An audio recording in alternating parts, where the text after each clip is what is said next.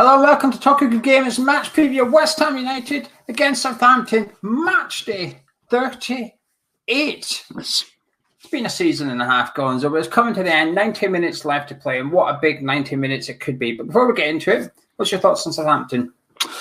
I think they'll be pleased. I think they'll be pleased that they're still in the Premier League. And let me just quantify that statement. There was a point not too recently, maybe even last season, when Hasselhoff signed his new 6-year deal, when it looked like it was a stroke of genius, when they really looked like they were going places, and were a club certainly on the up with an ethos and a philosophy, which I do think they've got an ethos and a philosophy, by the way. But then they just sort of stopped winning games, and I think there was a point, and I mean a big point, a big chunk, where they looked like one of the worst teams in the league. Now they've actually picked it up a little bit and managed to steer away from relegation, largely I think because the three teams at the bottom were so bad. But I think the Southampton fans will probably be looking at it thinking, do you know what, this is almost a season to write off completely, this one. Maybe we can get back to it and start building up again, because they do have a good infrastructure. There is a good club. They do have some good players. They do have a good manager. But I don't know. It just it took a massive, massive dip. Maybe they were just one of the clubs that got massively impacted by COVID. Who knows? I don't know if you can say that, though, because at the start of the season, they were top of the league at one point. Just before Christmas, they were top of the league. They did that tweet, "Stop the count," which was, funny at the time because of the election going on in America. However, since then, they just plummeted. They've been like the worst team in the league since I know you said until recently. I know they've had a couple of wins, but I think they've still lost 5 of their last 8 kind of thing. It's just been horrendous. The form's been horrendous. The football's been horrendous. I'm not even sure where it's gone wrong. We'll get on to that in just a second. And if you were to say to me at the start of the season, Southampton will finish 14th, which is where they currently are, I would have said, yeah, right. No surprises there. But it's not that. It's the context of it. Like, we went straight off, then straight down again. If it had been sort of around 10th to 15th all season, I think it would be considered an okay season, because they nearly had a cup run. They got to the FA Cup semi-final and stuff, so they've done okay in the cup run. So if you said 14th, get to the semi-final FA Cup, you don't quite make it to the final, then you'd have thought, yeah, fair enough. But given the context, given how they've done it, it's alarming. It really is. I mean, when in the last preview, literally when we played Southampton earlier on the season, last season, we've been singing the praises of the club and the manager. Do you still have faith in the manager? I mean, it's gone wrong somewhere. Yeah, I think so. I don't. It's going to be hard for us to put our finger on it, and the Southampton fans will certainly know an awful lot better than we will. I wonder what the Højbjerg transfer did, because I think Carl Walker-Peters was involved in some sort of swap deal. Maybe there was money going the other way. I'm not so sure. But somebody like that, who has done as poorly as Tottenham have done this season, has actually done relatively well for Tottenham and filled a gap in terms of just winning the ball back and being that sort of midfielder that they possibly didn't have. I wonder if the loss of him alongside Ward-Prowse had any sort of bearing. I don't know, but I still think it is the right manager. I think he's a good manager. I do think he's a really good manager, Geo. I don't know if COVID has got something to do with it, or the home games or whatever, but there was, I might have had my timing a little bit wrong in terms of, say last season, this season. It was just a massive, they looked like one of the best teams, and then they looked like one of the worst. There's got to be something behind it. You'd have to think. You take someone like Theo Walcott, for instance. When Walcott came in, you thought, well, that's a really shrewd signing. I didn't think when he signed him, and he started to play straight away, and he has to have this system, and you thought, wow, okay, that's really going to work out well for them. But then you almost don't see anything from him for months, and so I don't know. It seems like there was something wrong there, but I get the impression it's fixed now. I think they just need to get this season out the way. I'm pretty sure they'll be a lot better next season. Yeah, I think they need to back the manager. I still think he's a good manager as well, for what it's worth. I think at the start of the season, the problem was they were punching well above their weight. That was the issue, and that made them look really good. And then I think that sort of makes their bad form look even worse. I mean, it is really bad form. It's relegation form, but I think it looks even worse than it actually is because of how well they performed at the start of the season. And I think looking at the Southampton team, I think they've been a bit unlucky with injuries. I think Højbjerg, they did miss him. Romeo stepped up a bit, but then he's been out injured for a while as well. And they've had injuries everywhere. Their main player arguably is in and out of the team constantly with injuries. The other strikers are sort of not out and out strikers. Even like Che Adams, he's not a proper number 9 kind of striker. He's someone that works around Danny Ings. Vestergaard's been injured. Benderbeck's been injured. I think they need almost a rebuilding job, Gonzo. I think he actually needs to spend quite a lot of money this summer. You look at that Southampton team. Ryan Bertrand's leaving on out of contract. He's away. I think the goalkeeper needs upgraded, and then arguably a centre back needs upgraded. The midfield needs upgraded, and the striker needs upgraded. And they've also got an issue with Danny Ings now. 1 year left on his contract after the season. Do they cash in and take 15, 20 million, but you're not going to replace him for that, or do you let him run out his contract and then you're going to have to replace him anyway? So they've almost got I think they've got a decent sized rebuild job necessary at Southampton. So I think they need to either back their manager or possibly even dismiss him and get someone else in and back him instead. But they need to back one of the managers, whether it is Hasenhüttl or they get someone else in. I think they need to spend a lot of cash in that team because there's just too many players just aren't cutting it. Nathan Redmond, even Theo Walcott to some extent, they're just not good enough for the Premier League anymore. And I think they need a bit of fresh legs in there. Are they in danger of relegation next season? Are they an early contender? I mean, I'll be honest with you, I think they are. I'm looking at it. The 3 teams coming up, you put them in that category straight away because it is hard to come up and stay up. Then you're looking at Crystal Palace with all their players out of contract, Roy leaving as well. And then I think I'm looking at Southampton and probably Burnley just through default. And that's my 6 teams, and maybe Newcastle would slip in there. 6, 7 teams. That would be my relegation candidates for next season, early doors. Well, I think you've mentioned all of the teams you mentioned, including the promoted ones. I think they're all going to have a similar problem. And you alluded to the fact that Southampton need to spend. I don't think they will have money to spend, and I don't think any of the other clubs that you mentioned will either, largely because they are the type of clubs that will feel the pinch from no gate money, basically. And so you're then on to the point, will you sell an asset? And the same for all those clubs. Will Southampton sell Ward-Prowse to fund some rebuilding? So I guess, yes, but I do also think that the Championship clubs have taken a massive hit in terms of revenue. I mean, an absolutely massive hit. So I think it's going to be really difficult for those clubs to come up and then spend 40, 50 million, which they might usually do. They might be coming up, taking that Premier League money and using it to offset what they've spent this season because there's just been no money down there. I'm aware that they receive parachute payments, but the 40, 50 million just doesn't quite cut it when the Premier League teams are getting 200. So quite possibly, but I would be surprised if there weren't 3 worse teams than Southampton next season. And Place your mayor. Well, they've got a player called they like the double-barreled players, of course, Walker Peters and Ward-Prowse, but they've got somebody called Salisu, which is a combination of Sally and Sue, and they've got someone called Ben Derrick, which is a combination of Ben and Derek. So I think they might be onto something. They might be squeezing too many players into their team. And they say 11 on the team sheet, it looks like 15 to me. Look, without me trying to steal your thunder and mention the 2 players I know you want to mention, I'm not sure. I mean, just looking at Vestergaard's all right. I thought Gineppo, he's the one that looks like he could be more and should be more than he actually is. I used to like Nathan Redmond, as you say. He's not really done an awful lot. Not without. I want to leave the 2 players that you like to you, mate. Apart from that, not so much really. I don't think they've got that many good players. You can mention the striker. I'm not going to mention him. Okay, well, that guy... fine. Che Adams is really good. Brilliant. Danny Ings is a quality player, a natural finisher. What would you do if you were Southampton? They've got a dilemma this summer. This is a real dilemma, but I'm not making this up. I think they've got a problem here. He's got a year to go on his contract, and the situation is either they sell him now and get wherever they can, which you'd estimate to be about 20 million probably. Yeah. But then how do you replace that guy for 20 million? Who do you go get? Or do you leave him and keep him next season, who's probably and just bank that he's going to score the goals that keeps you in the Premier League another season, and then is then worth more than 20 million, but he leaves on a free, possibly at the end of it? Well, they will know that they have got an injury-prone asset as well, which is why he's 20 million. With no injury concerns, I'd imagine, and no COVID, I'd imagine you get more than 20 million. He's not going to sign a new deal because he doesn't need to. He doesn't have to, and he'll feel he's proved his worth to Southampton, and he'll feel that he's been of value to him over 2 seasons. I do believe that Liverpool also have something like a 25% sell-on fee.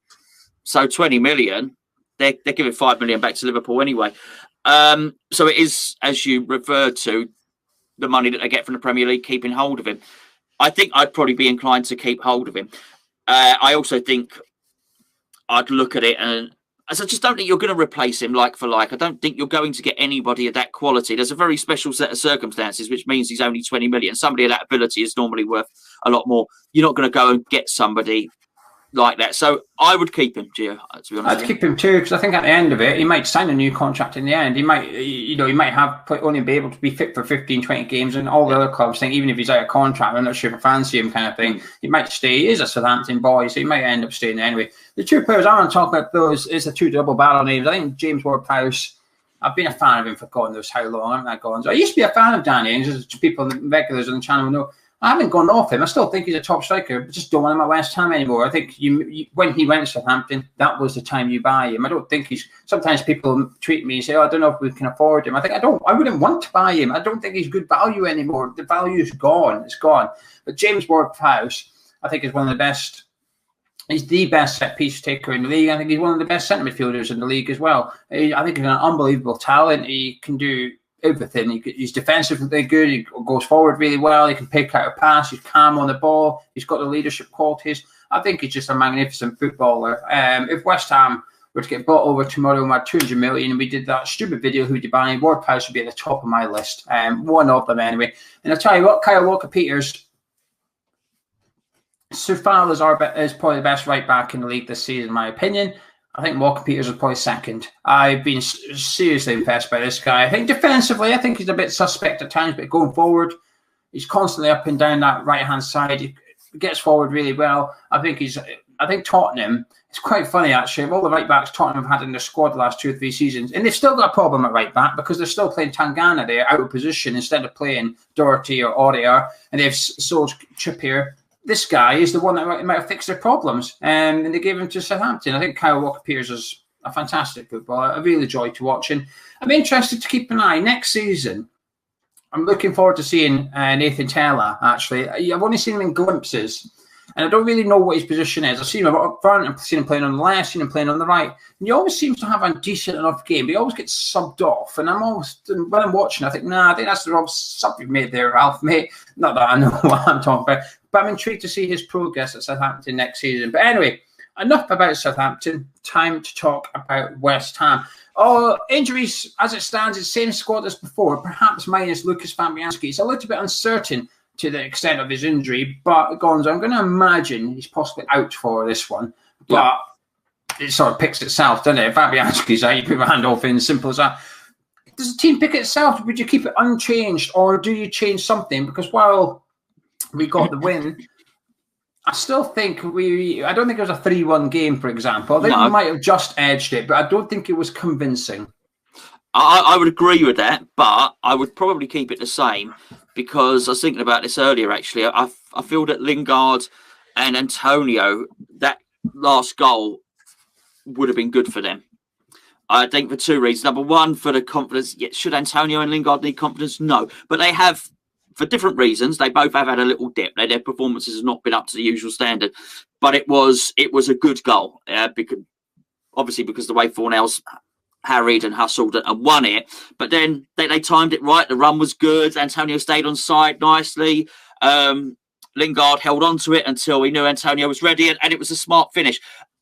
But importantly, it was at the end of the game, which showed they were both still running and both still fit at the end of the game, which we know Antonio takes a couple of games to get up to full fitness. The fact that he was able to do that at the end of the game could well indicate to me that Antonio, we might well see top-notch Antonio against Southampton. I understand what goes against it is that the games have been compressed and it's 2 games in a week, whatever the case may be.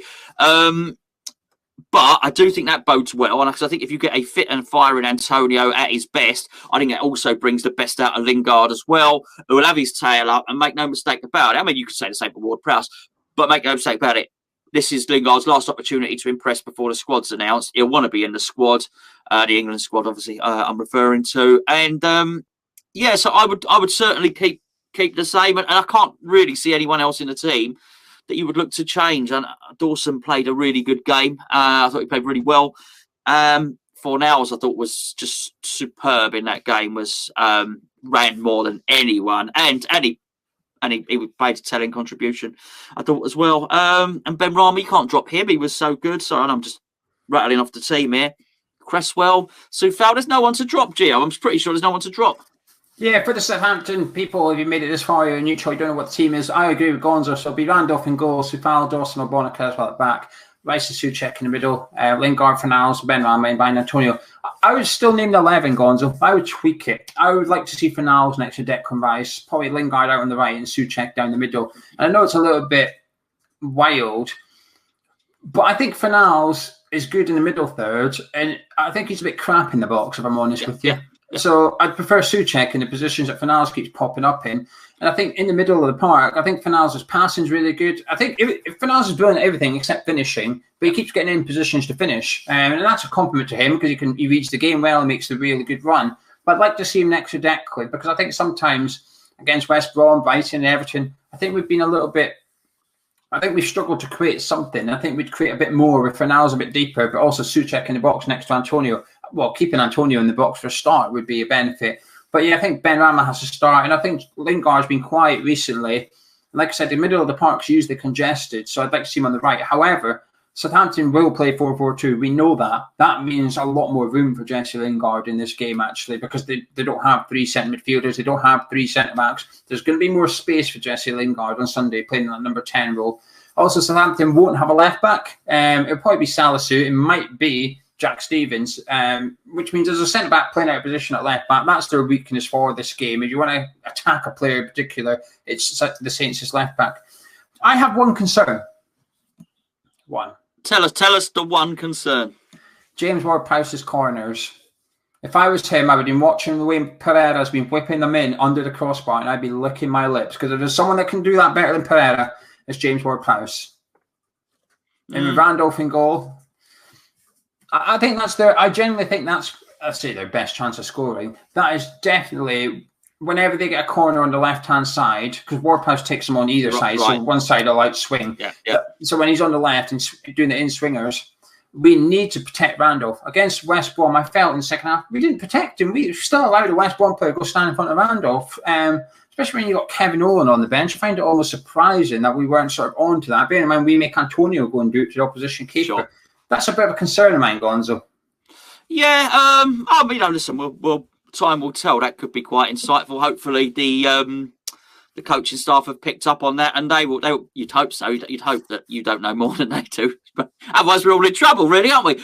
Maybe you give David Moyes a call. I'll give you his number. We're mates. I'm not. By the way, I don't want to get anyone into trouble. We're not, and I don't have his number. Yeah, you'll be amazed on the review when Moisey pops up. But yeah, that'd be. I don't think he's coming on the review. Oh well, that gets a couple of subscribers. It's all right. Don't worry. The media department don't have to worry.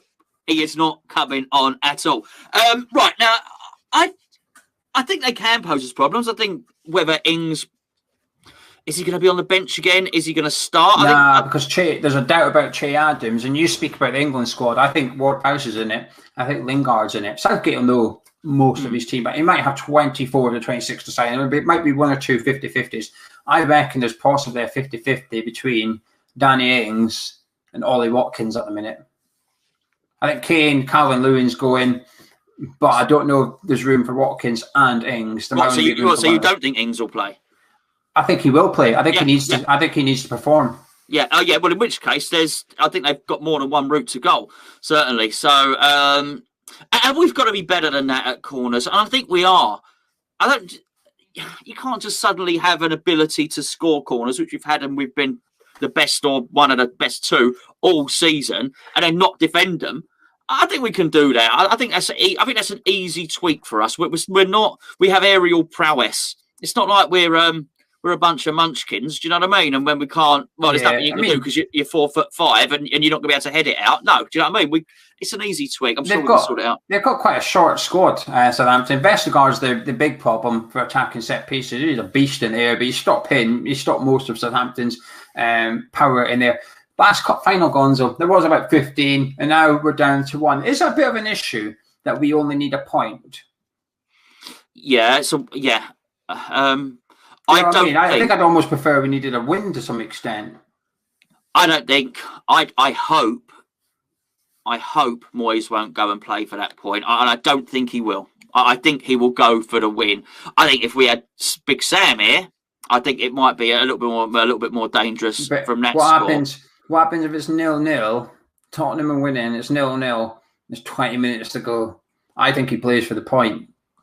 Yes. Which, by the way, I wouldn't necessarily blame him for. No. I think you're right. I think Diop comes on for Ben Rama. It's probably what happens there. I guess, look, this is tough. It's going to be squeaky bum time. I don't believe that Tottenham are going to be winning, by the way. I really don't. I do believe he's created a right mess there, Harry Kane. He's taken a hand grenade, walked into the dressing room, Mason, and thrown it, and then walked out. And that's it. I can't believe what he's done, really. He's proper twerking for Man City, isn't he? Twerking. Yeah, showing off his moves, trying to get attention. Shaking that booty. Harry is. What a nasty thought. I'm not going to be able to shift that. I might start drinking. I can't see it. I think Leicester. I actually do think the other results have really gone out of favour. Leicester have to win. Obviously, they need other people not to do anything. I think Leicester will be more motivated than Harry Kane wants to leave, Bale wants to leave, Son's thinking, hold on, when my mate's going, I don't want to be playing in this team along with a load of other people I don't know. So, but I don't think I think I got good feelings for this, Geo, which is your next question. Yeah, I think we'll start trying to win the game, kind of thing. But I do think if results are going elsewhere against us and the time is ticking down, I do think he might think, right, bugger this, let's just see this out and get the point and get out of here, kind of thing. I also don't think Tottenham will win for what it's worth because their motivation getting Europa League is probably like nil. This is Champions League players. They're not bothered by that competition, are they? Kane's clearly not bothered by finishing the competition in a professional manner. The rest of them will be the same. They'll be looking at their captain thinking, I want out as well. If he's out here, I'm out here. I probably watched that video last night and heard you talking about the Conference League and thinking, that's the one we want to go. You heard that? Listen to what Geo said on Hammer's chat. That's the one we want to go for. That's the good one. Possibly. Hopefully Everton win as well and put them in that conference, knock them out of Europe altogether. But that would be interesting. Anyway, are you feeling confident? Before we do the confidence thing, would you like a very short story? But yes, it gives context to this fixture. I think it's quite nice. Do you know the last game we attended? I think you were there. Last game we attended in person. Was it Southampton? West Ham 3, Southampton 1. It was to avoid relegation. That was at the end of February last year. So 15 months ago was the last game I was at. And that was to a 3-1 win against Southampton to try and help us get out, to stay in the Premier League. 15 months later, where we played Southampton at home, and we need a point for Europa League. I think that just gives a lot of context as to the progress of West Ham this season. And it's baffling. It's still mental to think about. We need a point for Europa League. Gonzo, a point. Europa League. Group stages as well. Crazy. Group stages. No playoffs. We're straight into the group stage. Oh, really? I didn't know that. Yeah. There's no qualifiers because of the coefficients and stuff, and they've obviously cut down. That is good. That is good. Gonzo, we get a point on Sunday, obviously win. We get at least a point on Sunday. We are in the group stage of Europa League, so guaranteed 6 Europa League fixtures. Which guarantees you money. That's guaranteed money then. It's a good story. I would have preferred Once Upon a Time at the start of it and at the end. Obviously not at the start. But that is really good. I'm not sure how much of that stuff I get invested in, all the old superstition stuff and the coincidence and all the rest of it. But it is good. There's no superstitions or coincidence. It's just a story. All right. Well, I was just applying context to how well we've progressed this season. That's all. It's very good. It's nice. Thank you. Because I remember I was going to go to the Wolves game. The next home game was Wolves. and I had my flight booked, and the game got postponed because Arteta had COVID, and then we lost it. Yeah, I wasn't allowed to go to the game, and they wouldn't give me my money back for the flights because the plane still went. Mm. Anyway, you confident for this one? I am. You got to be, haven't you? Yeah, I am definitely confident for this one, mate. Well, you're going to have to sort of say a bit more than that. It's only 25 minutes long, this preview. You're going to have to explain yourself, defend yourself, justify yourself. Well, once upon a time, Once upon a time, before a Southampton game about 15 months ago, we did a preview and I said we were going to win and I was confident in the preview. And then what happened was we went on and we won, even though I was feeling confident. And it was such a vital game because it had connotations for whether we would get relegated or not. And I'll never forget it, Geo, because the next game we were due to play Wolves. And there was this guy on the phone to me saying, I've just lost a load of money on some tickets. I'm really, really knocked off of it. The end.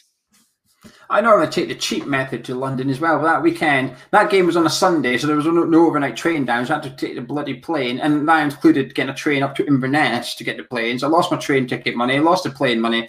I was fuming. Anyway, I'm confident as well. Sorry, mate. I'm confident. Southampton, here's the reality. Southampton are crap. Okay, that's the reality. They're just rubbish at the minute. They've got nothing to play for. We need a point. I think we're going to turn up and get the job done in the first half. I think the game will be over by half time. The fans are back. The fans will make a racket on Sunday. The fans will make a racket. Everyone going is going to turn up buzzing, believing they're going to get a win. And I think, I don't know. Let's just go a prediction. Oh, I'm going to have the same one. No, I'm not. I'm going to go 3-0. They won't even score a goal. 3-0. Do you know we win by 3 goals or more? We have our best ever goal difference in the Premier League. Brilliant. I mean, why not? Why not? This has a different feel. This has a different feel to it. I guess there are circumstances as there were with the final season at Upton Park, but this has a slightly different feel to it. It's been a really good season. It really has. It's just a shame we're not being there to watch it. Really.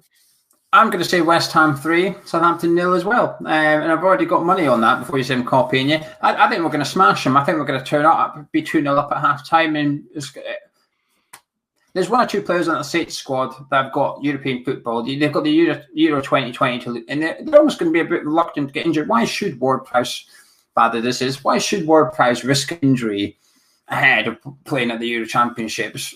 He deserves to not play, if anything. He deserves it. I think he's played, I could be wrong, something stupid, like 76 games in a row or something for Southampton. Like every minute of it as well. He's just a machine, that boy. But anyway, 3-0 West Ham. 3-0 West Ham. We will be live. I don't know, actually. Are you going to the game with that? I'm not. I've got the kids. What day is it on? It's Sunday at 3 o'clock. It's last game of the season. It's always Sunday. I've got the kids all weekend. Well, Gonzo will be live. They're not here now, which is why I'm going to get drunk after this.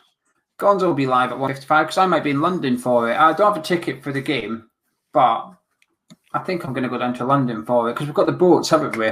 So I feel like going down, soaking up the spirit and having a good time and celebrating getting into Europa League. So 1:55, Gonzo will be live on Sunday, possibly by himself. I might be here with him. I don't know yet. I've got to decide in the next 24 hours, obviously. But if you enjoyed this preview, drop a like and subscribe to your channel. I'll catch you in a bit.